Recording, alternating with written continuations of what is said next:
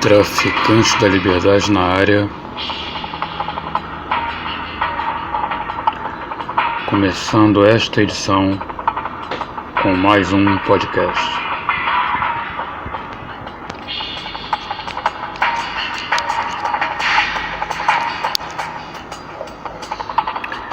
Ao fundo, DJ Mang,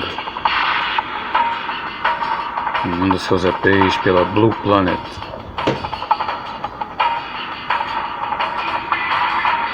Four tracks, dub vibes, double-eyes, A1, A2, AA1, AA2.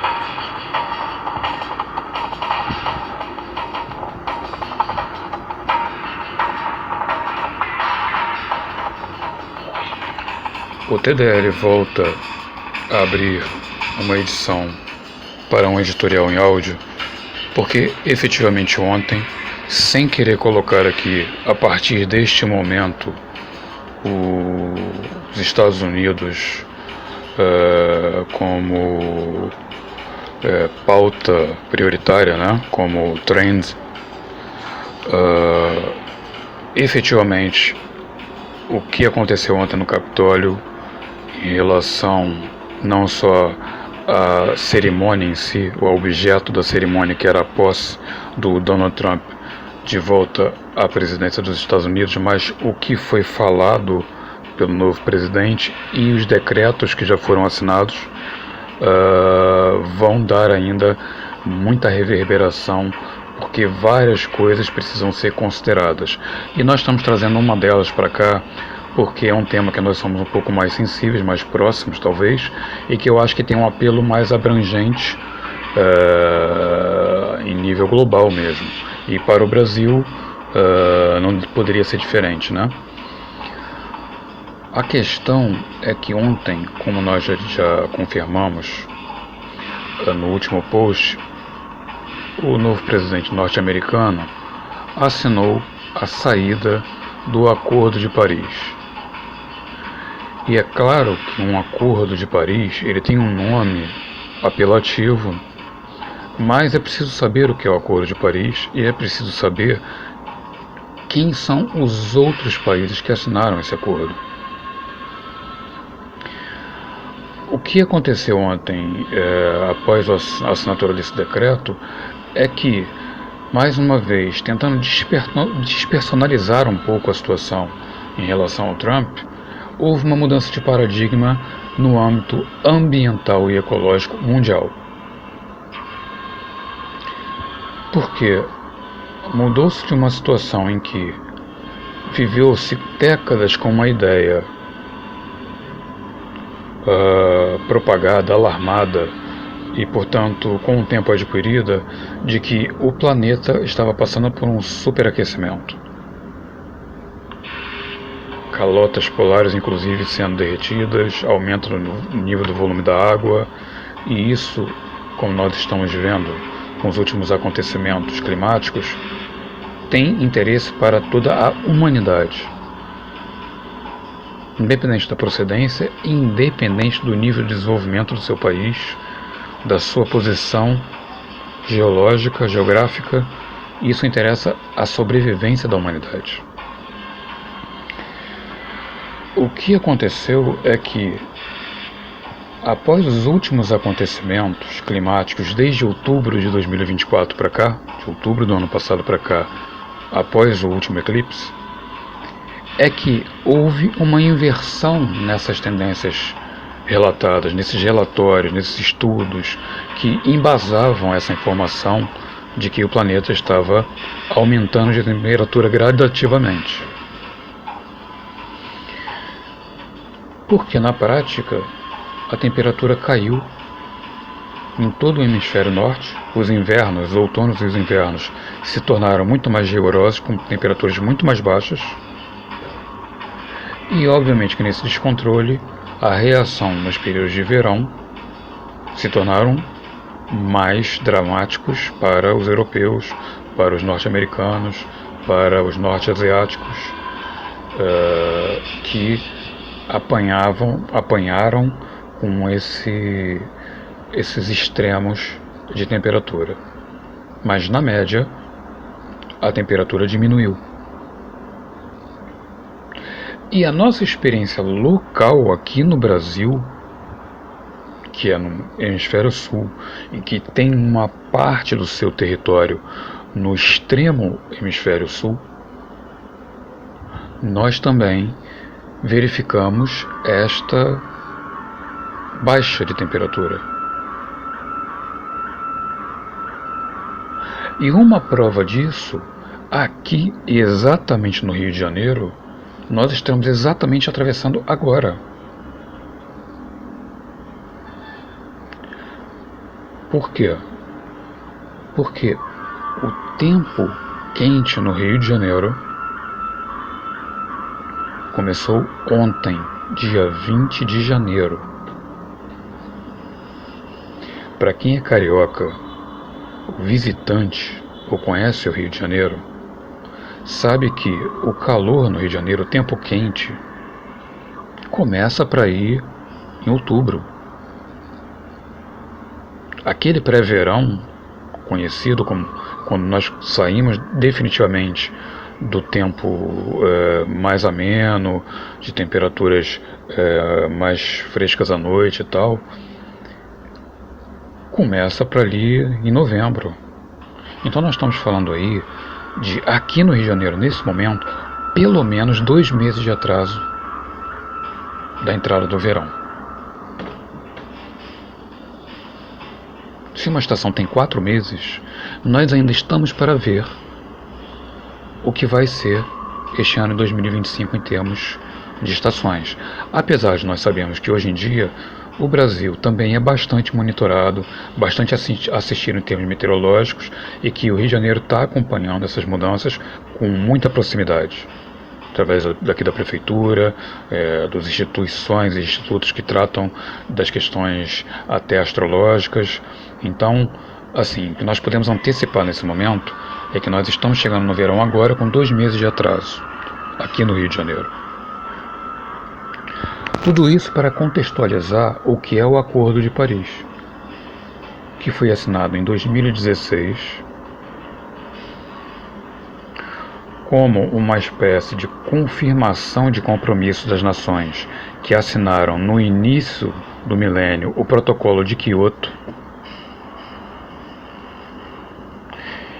que tinha como base a conscientização das mudanças climáticas que estavam por vir e a preservação do planeta através da diminuição do índice de poluição no ar, de emissão de CO2 e de preservação das áreas verdes, de preservação das áreas hídricas, de empenhar efetivamente esforços governamentais e corporativos em direção à preservação do meio ambiente. E isso tudo foi extremamente válido, mas não era, por mais que a ciência se esforce, profético. Porque se agora os Estados Unidos se posiciona como desistente de um acordo no formato que está, assumindo que houve um fracasso desse acordo, do que se esperava que fosse acontecer, não é um ataque político contra as outras nações, e sim um reposicionamento do que nós estamos vivendo de fato agora. Porque perante o que nós estamos sendo comunicados pelo governo dos Estados Unidos, o que está para se constatar é que houve uma inversão de tendência de temperatura nos últimos tempos. Estava-se à espera de um aquecimento gradativo e chegou num determinado estágio astrofísico, astronômico, em que ocorreu ali uma queda vertiginosa dessa tendência em direção à tendência contrária, que é do planeta se esfriar gradativamente. E só para concluir aqui, sem mais dados, porque isso agora vai ser preciso nós pesquisarmos, nós vermos quais são esses dados, esses números atualmente, o que está sendo dito pelos institutos em relação às mudanças climáticas que têm a ver com temperatura e poluição, para atualizarmos tudo isso de uma maneira séria e sem realmente considerar que essa posição norte-americana tem apenas a ver com política, que há sim uma preocupação de preservação. E os dois exemplos que nós vamos deixar aqui para nós considerarmos é o que aconteceu no Rio Grande do Sul, onde houve um alagamento quase completo da parte litorânea do estado, por conta de subidas das águas, sim, mas não de derretimento direto de águas polares que fizeram o nível das águas dos mares e oceanos subirem e aí entrarem por dentro do continente e aí inundando o Rio Grande do Sul. Não, as fontes brotaram da própria terra, dos próprios lugares onde são as nascentes dos rios, e que por má conservação, mau represamento ou mesmo um volume impossível de se barrerar, houve inundação.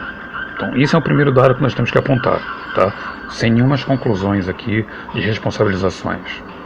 O que aconteceu no sul não foi um tsunami, não foi água do mar entrando por dentro do continente e inundando tudo.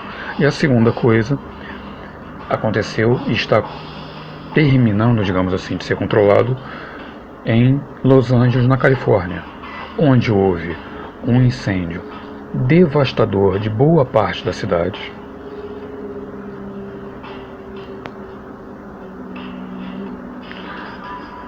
E não o que se esperava há décadas como consequência climática, que era o prosseguimento, a continuidade da rachadura em terra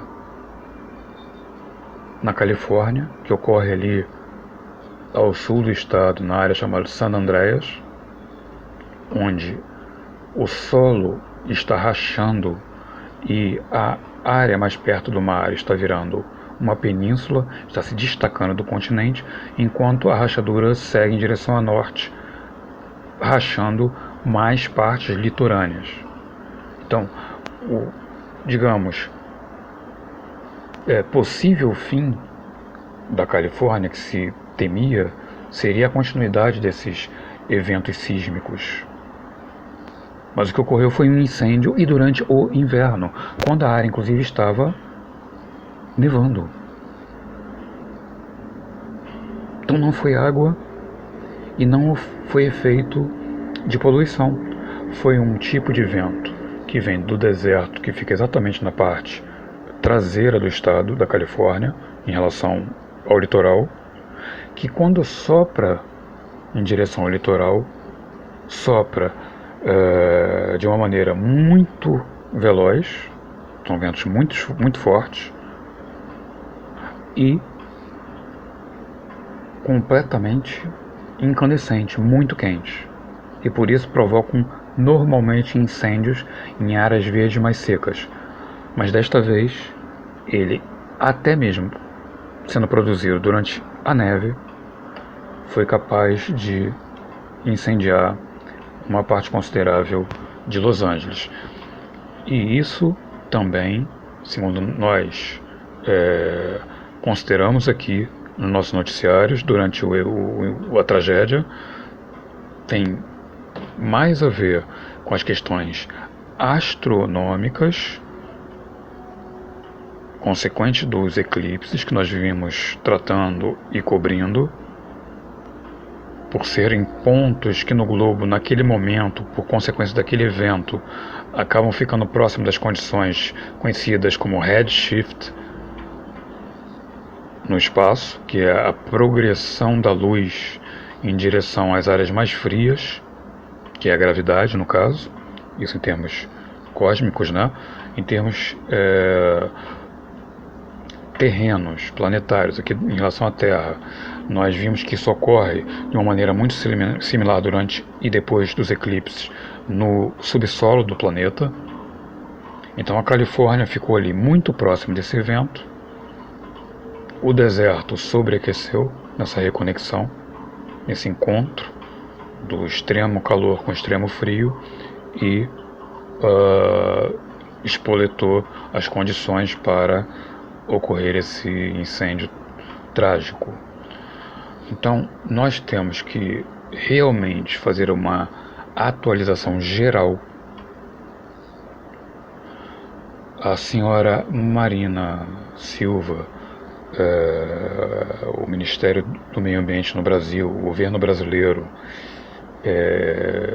vai estar ainda mais atento do que já está através dos seus trabalhos, das COPs, das cimeiras que estão a ocorrer em torno desse tema, porque essa atualização com certeza vai respaldar boa parte do decreto ontem de saída dos Estados Unidos do Acordo de Paris, não por motivos políticos, mas por reconhecimento de que os relatórios que baseiam o acordo não funcionaram 100% como o previsto e que, portanto, é necessário haver mudanças pontuais, precisas, para que nós consigamos sobreviver, assim como os californianos sobreviveram ao incêndio, apesar das perdas materiais, consigamos sobreviver num planeta que está passando por mudanças climáticas, sim, decorrentes da sua própria sobrevivência no seu percurso no universo. Valeu.